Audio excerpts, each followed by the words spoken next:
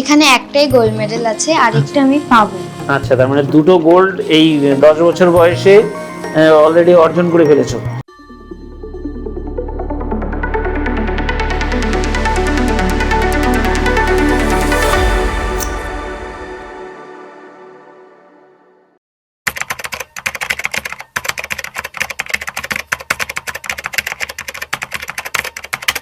নমস্কার, আজ আমরা স্টুডিওতে পেয়েছি একজন ক্ষুদে নৃত্যশিল্পী স্নেহা গোলদারকে।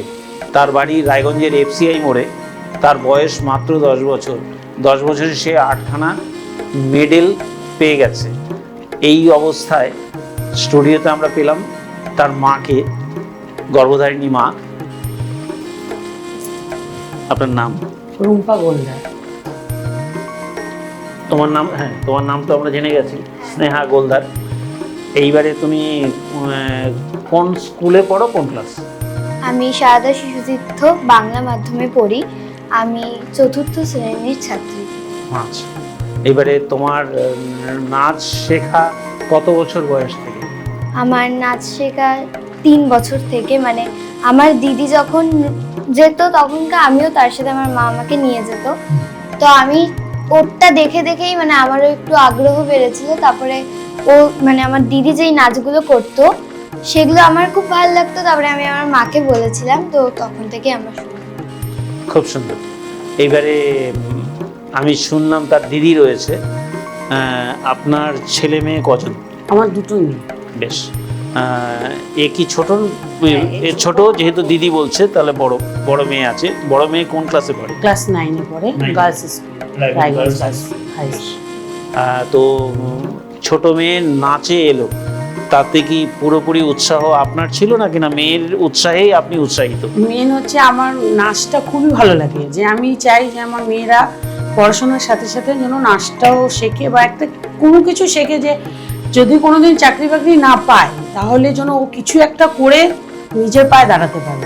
তো আমার বড় মেয়েকে দিয়েছিলাম। তো আমার বড় মেয়ে যখন ক্লাস 1-এ পড়ে, তখন আমার ছোট মেয়ের বয়স প্রায় 3 বছর।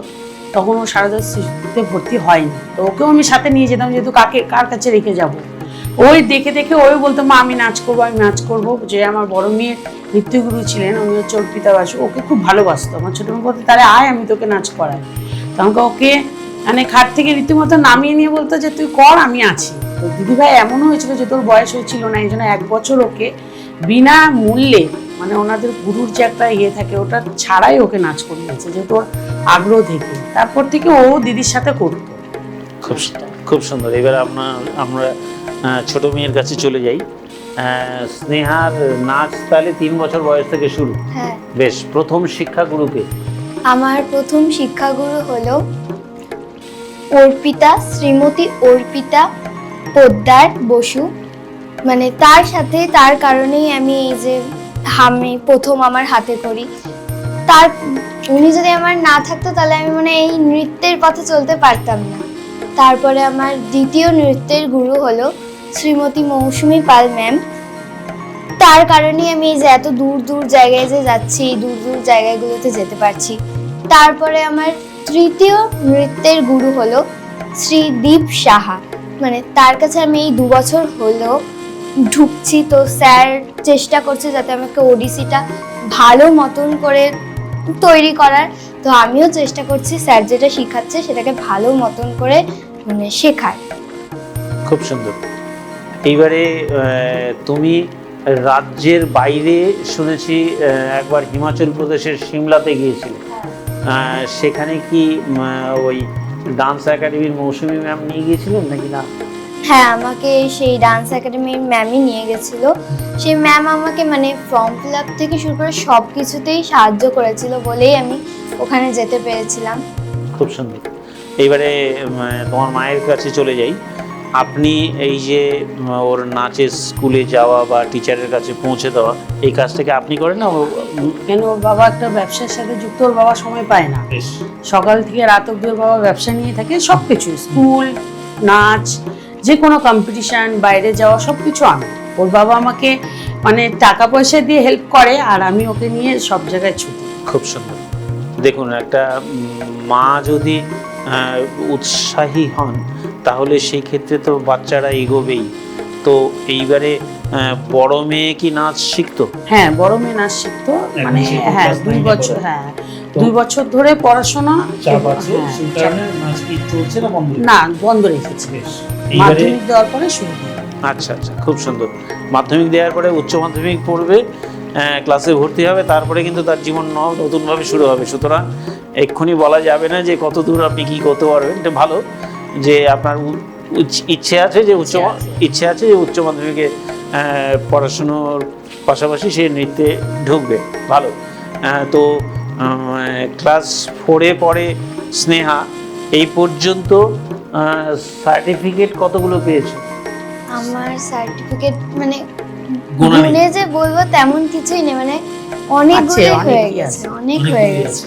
আচ্ছা, আমি শুনেছি তুমি নিয়েও এসছো, তুমি ডেস্ক থেকে বের করো তো, তুমি 7খানা মেডেল পেয়েছো।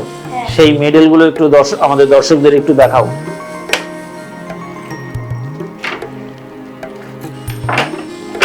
এখানে 4, 3, 7টা আছে, আরেকটা বোধহয় পাবে পাবে করছে, মানে হ্যাঁ, মানে রেজাল্ট বেরিয়ে গেছে কিন্তু এখনো প্রাইজটা দেয়নি। বেশ। এর আগেও এখানে গোল্ড মেডেল কটা আছে? এখানে একটাই গোল্ড মেডেল আছে, আরেকটা আমি পাবো। আচ্ছা, তার মানে 2টো গোল্ড এই 10 বছর বয়সে অলরেডি অর্জন করে ফেলেছো। এগুলো কি কোথায় পরীক্ষা হয়েছিল না কি ব্যাপার একটু বলো তো? মানে এটা আমাদের হলো, আমরা একটা অনলাইনে দিই, সেটাতে আমাদের পরে মানে 3-4 মাস পরে এটার রেজাল্ট বের হয়।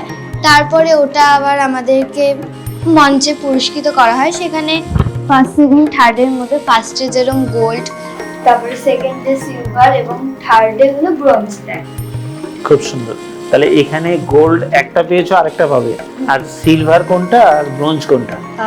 আমাদের সিলভার হলো এই যে এই চারটে। কটন সিলভার, চারটে সিলভার, মানে রূপোর মেডেল আর হ্যাঁ, আর এই দুটো ব্রোঞ্জ আর এটা বেশ। তুমি হিমাচল প্রদেশের সিমলাতে গিয়েছিলে, সেখানে নাচের অনুষ্ঠানে অংশ নিয়েছো? হ্যাঁ, সেখানে আমি অংশ নিয়েছিলাম। আচ্ছা। তো সেখানে আমি প্রথম হয়েছিলাম। তো ওখানে পুরস্কার গ্রুপে প্রথম হয়েছিলাম, কারণ ওখানে আমরা গ্রুপ দিয়েছিলাম। তো ওটার পুরস্কারটা তো ম্যামের কাছে থাকে যেহেতু গ্রুপের, তো তাই জন্য খালি আমাদের কাছে সার্টিফিকেটগুলো আছে। খুব সুন্দর। তারপরে পরবর্তীতে কোনো অনুষ্ঠানের সময় হয়তো পুরস্কারগুলো হাতে পৌঁছে যাবে, তাই তো? ঠিক আছে, খুব সুন্দর। তো বাড়িতে প্র্যাকটিস কখন কখন করো? আমার নাচের প্র্যাকটিস করার কোনো সময় নেই, মানে আমি সারাদিন তো এই টুকটাক নাচ তো হতেই থাকে। তাছাড়া যখন কম্পিটিশন প্রোগ্রাম এগুলো আসে তখন কি আমরা, হ্যাঁ তখন কি একটু চাপটা বাড়ে, কিন্তু তেমন না, মানে ডান্স ক্লাসে করলেই হয়ে যায়, বাড়িতে প্র্যাকটিস করতে হয় না তেমন। কি কি নাচ জানো তুমি? আমি রবীন্দ্র নৃত্য, ফোক, তারপরে ক্রিয়েটিভ, ওডিসি, ভারতনাট্যম আর হিপ হপ এখন শিখছো। খুব সুন্দর। মানে তোমার 10 বছর বয়সে অলরেডি 8খানা মেডেল তোমার ঝুলিতে এসে গেছে। তো আমরা যখন তোমাকে আর একটু উঁচু ক্লাসে দেখব, সেই সময় তো ওর অনেক বেশি পুরস্কার আসবে। এগুলো জেনে কি, মানে যখন এই ভাবনাটা আসে তখন কি আপনার মনে আনন্দ হয়? আনন্দ তো অবশ্যই। আমার ইচ্ছা যে আমার মেয়ে এগোক, কেন পড়াশোনার সাথে সাথে আমি চাইছি ও মানে ও নিজের কিছু একটা তৈরি হোক। হ্যাঁ, এখন অনেক ডান্স টিচার আছে, যেরকম মৌসুমী ম্যামই আমার যে ওর নৃত্যগুরু এখন, উনি কিন্তু একটা কলেজের প্রফেসর, ও কলেজে পড়ান এবং নিজের একটা ডান্স স্কুল আছে।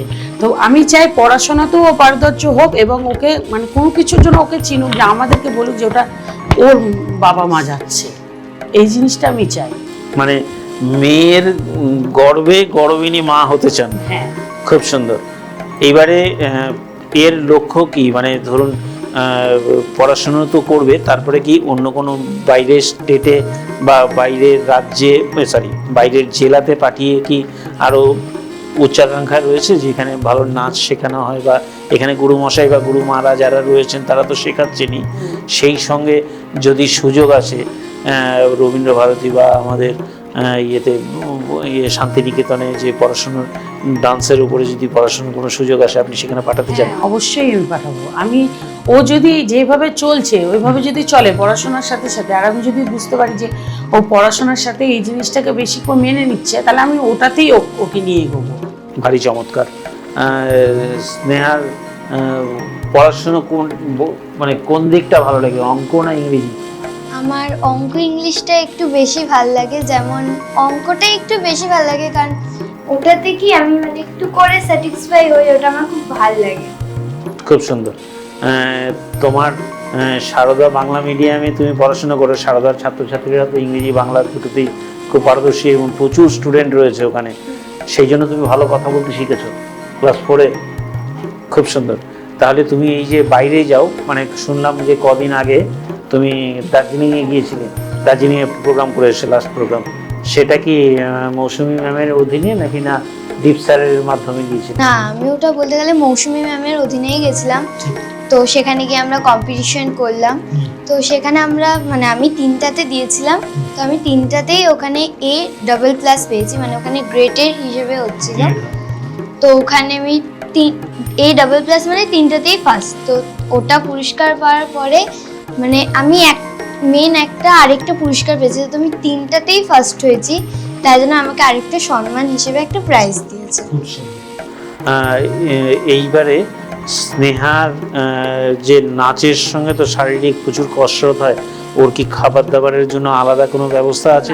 আলাদা এমন কিছু নেই, ও বাড়ির খাবারের রুটিন মেনেও, মানে যখন সকালবেলা উঠছে, ও সকালবেলাও কিছু খেতে চায় না, সে যে জায়গা ও খাবে না। ও টিউশন যায়, টিউশন থেকে এসে একদম পেট ভরে ভাত খেয়ে স্কুলে আসে, স্কুল থেকে গিয়ে আবার ও ভাত খায়।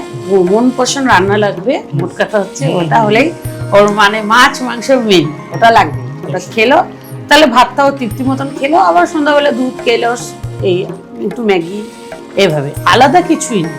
ঠিক। রবিবার 21শে জুন বিশ্ব যোগা দিবস গেছে, যোগার বিভিন্ন অনুষ্ঠানে আমরা দেখেছি, বলছে যে ছাত্রছাত্রীদের বা যারা যোগ ব্যায়াম বা আসন করছে বা নাচ গান করছে, তাদের কিন্তু সকাল 10টা পর্যন্ত না খেয়ে থাকলে খাবারটা মিসিং হয়ে যায়, মানে জল খাবারটা মিসিং হয়ে যায়। আপনি নজরে রাখবেন, আপনি যেহেতু মা, গর্ভধারিণী মা, সেই জন্য বাচ্চাটা যেন জোর করে হলেও খেতে হবে। স্নেহাকেও আমি বলছি, পড়াশোনা 10টা পর্যন্ত যদি তুমি না খেয়ে থাকো না, তাহলে তোমার জল খাবারটা মিসিং হয়ে গেলো। তুমি একটু ছোলা, বাদাম বা কী বলে কিশমিশ ভেজানো জল টল এগুলো খেলেও তোমার শরীরে, বা এখন তো আমন্ড পাওয়া যায়, বয়সজিতীয় যারা ডায়েটিশিয়ানরা বিভিন্ন চার্ট তো এখন গুগলে চাইলেই সব দিয়ে দেয়। সেই জন্য আপনি মা হিসেবেও আমরা বলবো যে দুটো বাচ্চা যেহেতু রয়েছে, কারণ হচ্ছে একটা বাবা মায়ের প্রতিষ্ঠা তখনই আসে যার সন্তানেরা যদি মানুষ হয়। এই যে আপনি লক্ষ্যে এগোচ্ছেন, এটা আমরা শুনে গর্বিত, এবং রায়গঞ্জবাসী হিসেবে আমরা জানবো যে স্নেহার মতন এরকম মেয়ে যেন প্রত্যেকটা ঘরে ঘরে জন্ম নেয়। স্নেহার উন্নতি প্রার্থনা করছি। সকল দর্শকদের আবারও স্নেহার উন্নতি কামনা জানিয়ে আমরা আজকের অনুষ্ঠান এখানেই শেষ করছি।